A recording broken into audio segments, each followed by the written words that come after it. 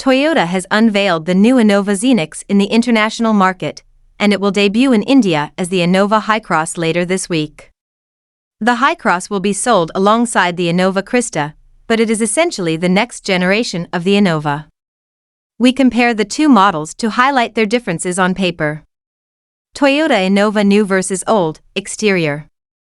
The Innova Hycross design is vastly different compared to the Innova Crysta. Both feature hexagonal front grilles, but the Hycross gets a honeycomb pattern while the Crysta featured multiple horizontal slats. The Hycross features even slimmer, wraparound headlights than the Crysta, but they are now full LED units divided by chrome separators. The front bumper on the Innova Hycross features a thin air intake just below the grille, which also houses horizontal LED daytime running lights, DRLs, in a triangular housing. In profile, the Hycross features two distinctive creases that run across the length of the doors and merge at the tail lamps.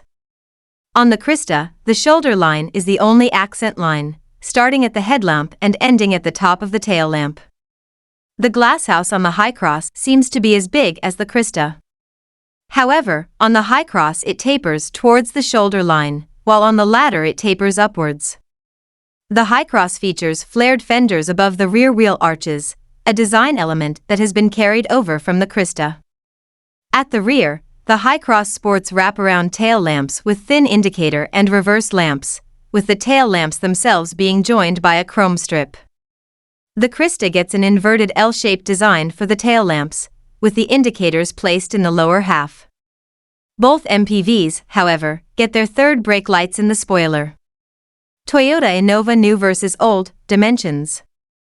The Hycross measure 4,755 mm in length, 1,850 mm in width and 1,795 mm in height with a wheelbase of 2,850 mm. The Innova Crysta measures 4,735 mm in length, 1,830 mm in width and 1,795 mm in height with a wheelbase of 2,750 mm. This makes the Hycross slightly bigger in almost all dimensions, except the height, which is similar than the Crysta. ToyotaInnova new versus old, interior. Inside, the Hycross has a completely new design compared to the Crysta. The main difference is the addition of a freestanding touchscreen mounted at the top of the dashboard, with the central AC vents below it. The Crysta sports its touchscreen in the center of the dashboard, flanked by the central AC vents. While the Crysta featured knobs and dials for the air conditioning, the Innova Hycross gets only buttons. The gear lever on the Hycross has been integrated into the dashboard, whereas it was mounted on the floor in the Innova Crysta. And while the Innova Crysta only sports an analog instrument cluster, the Hycross will get an analog and a digital instrument cluster, depending on the variant. The higher variants of the Hycross get a black and brown interior, while higher variants of the Crysta get a black and beige interior. Lower variants of the Hycross and Crysta get an all-black interior. The Hycross also gets a new steering wheel, which is completely different from the Crysta. Another big difference between the two is the inclusion of a sunroof on the Hycross, panoramic nonetheless, which is a first for an Innova in India. While the Hycross and Crysta get AC vents for the rear passenger seats, the ones on the Hycross are placed above the windows, whereas the Crysta's AC vents are mounted on the roof.